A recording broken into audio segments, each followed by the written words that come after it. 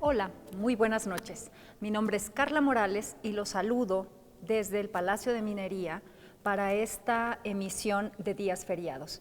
Me acompaña mi compañera Julieta García. ¿Cómo estás? Muy bien, estoy encantada de estar aquí. Estamos en el Salón de Actos del Palacio de Minería. Estamos rodeados de esculturas increíbles de astronomía, de la propia minería, de lógica, de gramática. Este es un lugar que tienen que conocer.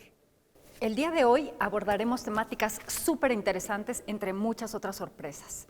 Vamos a hablar sobre género e inclusión. Es un tema, la verdad, muy importante en estas fechas y tenemos que enfocarnos en explorarlo más a fondo. Y para eso los vamos a invitar a que nos sigan en nuestras redes sociales.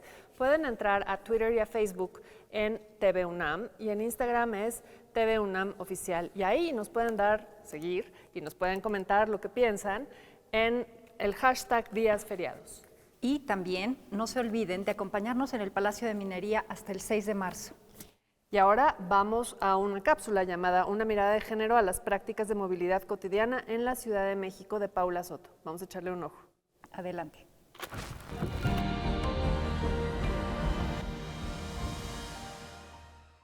El libro trata de un tema muy importante que tiene que ver con la movilidad cotidiana de las mujeres dentro de la ciudad. El libro busca mostrar cómo las trayectorias de movilidad cotidiana, los viajes que se hacen cotidianamente en la ciudad, no solo son diferentes entre hombres y mujeres, sino que también son profundamente desiguales. Ya sabemos y hemos documentado en esta investigación y en otras anteriores que los patrones de movilidad cotidiana de las mujeres son distintos. Por ejemplo, las mujeres se mueven de manera poligonal. Un mismo viaje les sirve para varios propósitos. Un viaje puede servir para llevar a los niños a la escuela, para pasar al supermercado, a la tortillería, hacer una gestión y además ir al trabajo. En cambio, los viajes de los varones son más bien pendulares, es decir, casa-trabajo y a veces casa-trabajo y ocio. Por lo tanto, los patrones de movilidad de las mujeres son más complejos.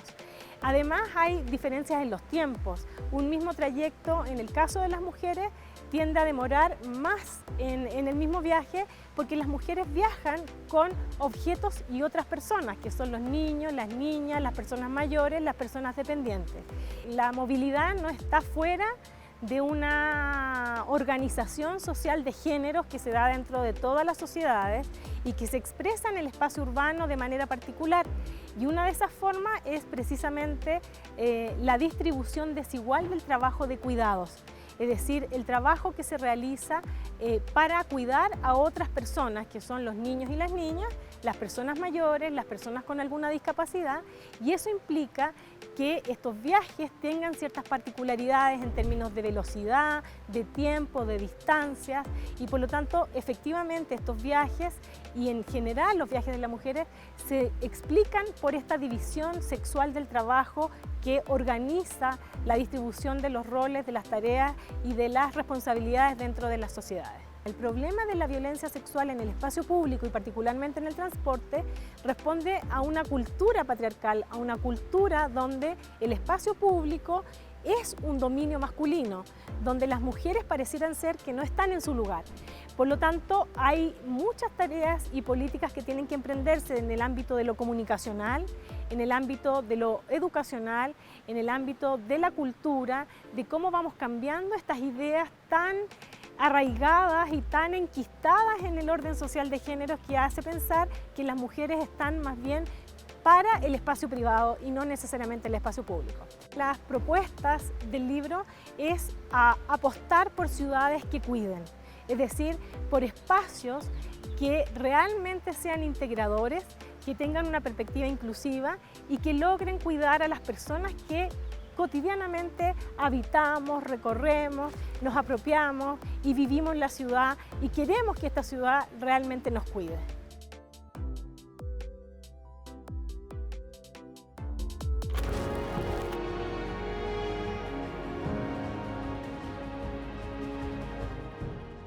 Venimos de una mirada de género a las prácticas de movilidad cotidiana en la Ciudad de México con Paula Soto. Y ahora estamos aquí para darle la bienvenida a Odette Alonso. Odette Alonso es una cubana, ya radica en México desde hace muchos años, desde el 1992, y es una poeta reconocida, es ensayista, es editora, es narradora, en fin, es muchísimas cosas y está con nosotros para hablar de un libro que compiló, coordinó, y pues le damos la bienvenida.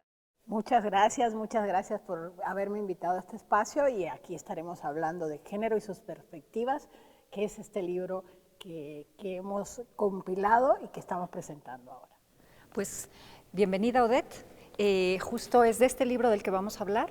Y la primera pregunta que yo quisiera hacerte es, ¿cómo nació, cómo surgió Género y sus perspectivas? Sí, el libro surge de un ciclo de conferencias que organizamos para Libros UNAM alrededor de 2016 a 2018 en la librería Jaime García Terrés, donde fuimos invitando una serie de especialistas en cuestiones de género, pero vistas desde distintas posiciones, desde distintos objetivos, una mirada multifocal a la cuestión del género y también multidisciplinaria, y así se fue armando todo un ciclo que en el mismo camino en que se fue desarrollando fue tomando esta forma de una mirada desde distintos puntos. Después de terminar el ciclo, me pareció que era muy conveniente recopilar algunos de los temas platicados allí y publicar un texto que los uniera y que tuviera como esa esencia que tuvo el ciclo, y así fue surgiendo el libro Género y sus perspectivas. Oye, Odette, ¿por qué el tema? O sea, me gustaría saber por qué tratar el tema del género y sus perspectivas. En el libro hablas del género desde muy distintos lugares, no es únicamente el género masculino, femenino, es decir, no estas diferencias, sino una cosa muy amplia. Y también es interesante ver que hay como distintas aproximaciones. Cuéntanos por qué la relevancia, por qué hacer esto ahora. Fue interesante el hecho de que fue un ciclo precursor, porque ahora hablamos del género con mucha facilidad o con mucha cotidianidad, pero sin embargo hace 5, 8 años no era así.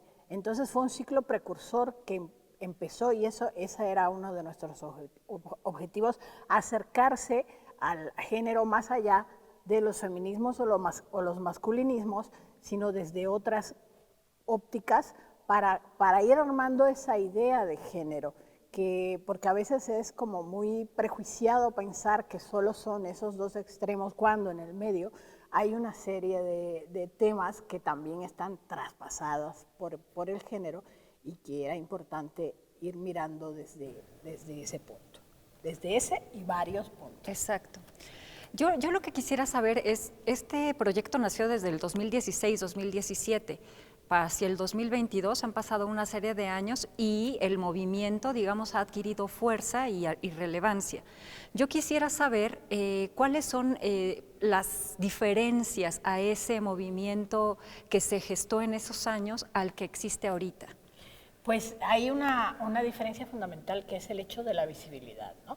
de la presencia en el espacio público, que empezaba en aquel entonces, y así fue la cercanía a estos temas, pero en aquel entonces además estábamos como descubriendo muchas miradas. Por ejemplo, la charla que trató sobre las personas no binarias era en aquel momento precursora completamente, siendo que ahora pues cualquiera se puede asumir como no binario sin que eso cause mayor preocupación. Entonces yo creo que viene siendo esa la diferencia, que lo que íbamos esbozando en aquel momento ahora es una realidad, es el centro de muchos discursos y es el centro de mucha práctica de visibilización de las identidades sexuales.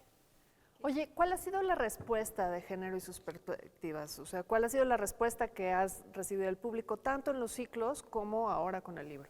Para mí muy sorprendente incluso, yo siempre me sorprendo, tengo esa facilidad de sorpresa, muy sorprendente porque sí ha tenido una acogida muy importante. En la Feria de Guadalajara, cuando todavía no se presentaba oficialmente, porque la presentación oficial va a ser aquí en Minería, ya se vendió el total de los libros que se llevaron en stock para el stand de la UNAM en la feria. Y así ha tenido como mucho interés, se han acercado muchas personas con un interés en el libro que ha llevado a que ha habido presentaciones gestionadas por los mismos autores, las mismas autoras incluidas en el libro, han gestionado presentaciones por fuera, en algunas librerías, en algunas escuelas, y eso me da la medida de que se acoge con muy buena, positivamente el libro. Yo estaba viendo, por ejemplo, el índice, está interesantísimo. Dentro de estas cosas que las personas se pueden encontrar, ¿cuál es algo que recomendarías, un capítulo que recomendarías tú? Pues yo recomendaría muchos. Por ejemplo, el de la enseñanza del género desde la infancia. Okay. Son mecanismos de herramientas pedagógicas que ha recopilado Julio César Toledo, que trabaja en estos talleres desde hace mucho tiempo y que ahí puede encontrar cualquier docente, pero además cualquier padre, herramientas para acercarse a los niños, a las niñas, y hacer una educación de género desde la infancia. También hay miradas hay más de un texto sobre construcción social de las masculinidades que habla de esta posibilidad de que la masculinidad no sea violenta, de que ser hombre no tenga necesariamente que ser un reto ni un heroísmo a cada paso, sino que hay otras miradas incluso de cuidados de los mismos hombres, de cuidarse a sí mismos. Y también hay varios sobre el cuidado, tareas de cuidado entre las mujeres, ocupación del espacio público, que tiene que ver con todo esto de la expresión de las inconformidades políticas, sociales, de las marchas que ha habido en los últimos años, especialmente en la Ciudad de México, pero en todo el país, de estos puntos focales de expresión del sentir de las mujeres. Y también hay temas como la literatura en el siglo XIX, para que veamos cómo desde entonces las mujeres tenían que enfrentarse a retos y a marginaciones que no son tan extrañas tampoco ahorita. ¿Dónde se puede conseguir este libro? De inmediato en el stand del libro UNAM en la Feria Internacional del Libro del Palacio de Minería, pero además en la tienda electrónica de libros UNAM, que es libros.unam.mx, ahí pueden pedirla, está en las librerías de la UNAM y también está en algunas librerías comerciales como Somos Voces. Oye, una cosa más, voy a robarle un segundo a Carla esto. No, adelante. ¿A quién le recomiendas esa lectura? ¿Quién crees que tiene que leerlo? Pues tiene que leerlo todo el que tenga algún tipo de inquietud acerca del género. El que piensa que el género es solo feminismos, o el que piensa que el género no tiene otras miradas que no sean esas, puede acercarse maestros, estudiantes, interesados en el tema y cercanos. No tienen necesariamente que ser especialistas en género, cualquiera puede leerlo porque es de muy fácil lectura. Perfecto. A mí me interesa una pregunta en específico y es, ante sociedades cada vez más atomizadas, ¿cuál es el reto que tiene la inclusión ahora? Pues la inclusión tiene el reto de la sobrevivencia en primer lugar. La visibilización tiene que ver con esa sobrevivencia. Lo que no se conoce no tiene espacio a veces en la vida en general de cada uno de nosotros. Entonces, yo siempre digo, es una lucha constante para que nos estén viendo, para que sepan que existimos todos, unos, los otros y los otros. Y es un reto, pues, asumir ese tipo de trabajo de visibilización desde todas las posibilidades que tengamos para que también haya un trabajo de sensibilización acerca de estos temas. Oye, y dos preguntas que están ligadas. ¿Qué sigue para ti con esto y cómo te ha transformado haber compilado este libro y haber estado en los ciclos? Pues fíjate que el ciclo, en este caso que les decía que era como muy precursor, ese tema de los no binarios, de las les no binarias, para mí fue descubrir, siendo que yo he estado siempre metida en todos esos ambientes de las disidencias sexuales, fue descubrir un aspecto que entonces no conocía. Y como eso, pues mucho de ese libro, estas visiones era como, a veces era un poco como azaroso. Yo decía, bueno, en este semestre vamos a tener esta y esta charla. Y de pronto aparecía otra posibilidad de otra charla. Y así se fue como entretejiendo todo el ciclo. Y para mí fue me ayudó mucho a ampliar también los horizontes. Y yo creo que esa es la intención del libro y de sus autores y sus autoras, como ampliar los horizontes, que el que se asome a estos temas pueda ver más allá de lo que creía que era. Okay. ¿Qué libro le recomendarías a la audiencia de literatura para acercarse a los temas de inclusión a través de la literatura? Pues acabamos de tener aquí en la Feria de Minería un ciclo que llamamos Boulevard Arcoíris, donde tuvimos presencia de literatura gay, contemporánea, cuento lésbico mexicano y poesía trans escrita en México. Yo les recomiendo que se acerquen a los resultados de este ciclo Boulevard Arcoíris y que lo busquen en las redes sociales y en los medios que tenemos ahora a nuestra disposición, porque ahí hay mucha literatura, es justo la literatura lo que queremos destacar de estas disidencias sexuales. Eso les recomiendo. Acercarse a la literatura es también ver las realidades que estamos viviendo. ¿Tú conoces o sabes de algún lugar a donde se puedan acercar las personas que están interesadas en escribir, por ejemplo, literatura desde la perspectiva de género? ¿Algún taller o alguna cosa que tú sepas o conozcas que puede ayudarlos a encauzar su escritura? Hay muchos talleres, pero yo les hablaría de un lugar que se llama Somos Voces, que es una librería en la zona rosa y que tiene una programación muy amplia de actividades culturales, pero también de talleres enfocados a la literatura de la diversidad con, lógicamente, perspectiva de género. Y hay desde talleres de escritura para que cada quien cuente de su propia experiencia, como también hay talleres de apreciación de la literatura. Ese lugar lo recomendaría especialmente. ¿Dónde te pueden ubicar a ti? ¿En redes sociales o dónde te pueden leer? En redes sociales me encuentran como Odette Alonso en Twitter, en Facebook, en Instagram, Odette Alonso yo. Y ubicándome ahí, pues me pueden ubicar en los otros lugares por donde andaré, porque yo soy muy andarina y muy saltarina y puedo estar en varios lugares al mismo tiempo. Perfecto. Una conclusión. Cuéntanos algo que te gustaría remarcarle a la audiencia sobre este libro. Sí, acérquense a género y sus perspectivas, porque el valor del libro es ese, que mira desde distintos puntos la cuestión del género y cómo el género atraviesa esas tantas facetas de la vida diaria que a veces no tenemos tan consciente de que así es. Yo les recomiendo que lo lean y les digo otra vez que no es un libro para especialistas. Hay temas que están tratados académicamente por especialistas, pero también hay temas que están platicados para cualquier persona que quiera acercarse a estos temas. Yo, pues, ¿quién mejor que yo para recomendarlo? Se lo recomiendo.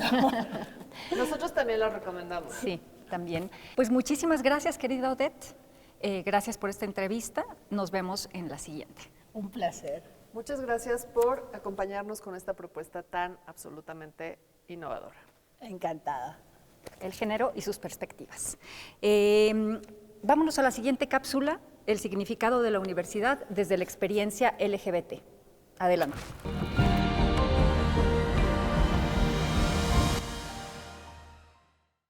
El libro se llama El significado de la universidad desde la perspectiva de estudiantes LGBT. El libro está dirigido pues, al quehacer de la universidad como institución, pero también la universidad como esas personas que la habitamos día a día. Claro, por supuesto, que está dirigido a esas disidencias sexuales que luchan día a día por su reconocimiento y por sus derechos, ¿no? De las formas de discriminación y violencia que sufre la población con disidencia sexual en las universidades de Chiapas, en donde se realizaron entrevistas a profundidad, coproducción de narrativas, cartas asociativas, entre otros materiales. Hubo un acercamiento con tal vez 30, 40 participantes, entre estudiantes con disidencia sexual, maestros, maestras, directivos, administradores, administradoras, en fin, todos los agentes que estaban, digamos que intervienen en el quehacer de la universidad del día a día, ¿no? Del significado, ¿qué significa la escuela, la universidad? Desde esta perspectiva, digamos, cómo se forma, qué visión tiene, cómo está estructurada, pero desde la experiencia de ellos, desde la vivencia de ellos, ¿no? Ese es como la gran pregunta que quiere responder el libro. Hay, creo que, una experiencia de dolor, de humillaciones, que era justo visibilizarlas a partir de su propia narrativa, de su propia voz.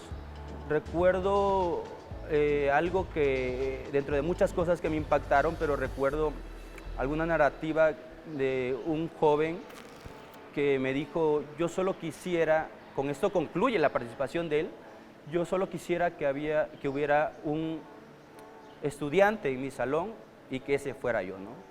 Es decir, estaba, digamos, rodeado de tanta violencia institucional, entre pares, con sus maestros, era sistemático por todos lados, que se enfrentaba una batalla día a día, ¿no?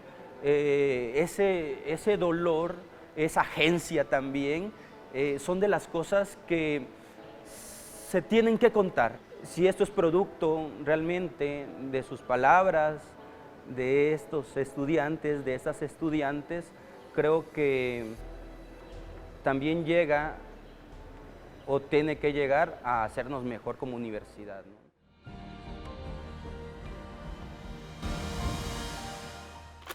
Esta fue nuestra interesantísima cápsula y Julieta, ¿qué recomendaciones le damos al público para el día de mañana? Mañana tenemos muchísimas actividades. Una de las que queremos recomendarles es las red flags en la elección de carrera. ¿Qué tipo de carrera elegir? Eso va a ser a las 14:30 horas en el Auditorio Bernardo Quintana. Tienen que asistir a eso. Y otra cosa que se me antoja a mí, que valdría la pena asistir y ver, también mañana a las 5 de la tarde, es Cuerpo, Erotismo y Sexualidad. Una de las cosas que está de alguna manera relacionado con lo que vimos ahora. Perfecto. A mí se me antojan dos. Una es a las 2 de la tarde, Responsabilidad Afectiva, presenta Evelia Valdovinos Tapia, y un taller a las 2 de la tarde que se llama Hablemos de Salud Mental y Consumo de Sustancias, por Sandra Ferrer Reyes y Luz María Cortés Larios. O sea que hay muchísimas cosas que ver. Además hay libros, ¿no? Libros, hay que recomendar, porque esta es una feria de libro. Entonces, yo les quiero recomendar dos libros que publica la Dirección de Literatura de la mano de Libros UNAM. Uno es La Lectura al Centro, compilada por Eduardo Cerdán. Es un libro que trata de 55 autobiografías lectoras, cómo se hicieron los lectores. Eso es una cosa de lo más divertida y de lo más entrañable. Y también está la novela que fue seleccionada por el programa Tutoría de Novela que tiene la Dirección de Literatura de la UNAM, que se llama Alguien que me nombre, de la argentina Sofía Mantilla. Eso es algo que acaba de salir, es una novedad para nosotros y lo recomendamos muchísimo. Yo quiero hacer dos recomendaciones ahora que estamos hablando de inclusión, que tienen que ver con la la publicación que está haciendo Libros UNAM, el rescate que está haciendo de Vindictas. Uno es el libro de Vindictas, Cuentistas Latinoamericanas, que tiene un prólogo de Socorro Venegas y Juan Casamayor, es un libro delicioso. Y el segundo es un libro para los que les gusta el género policial, que es de María Elvira Bermúdez y se llama Diferentes razones tiene la muerte. Los dos están publicados por Libros UNAM y son lecturas recomendadísimas. Gracias por acompañarnos en una emisión más de Días Feriados. De verdad agradecemos su presencia. Y estaremos aquí mañana, ¿no? Mañana nos vemos. Nos vamos a ver muy pronto. Muchísimas gracias.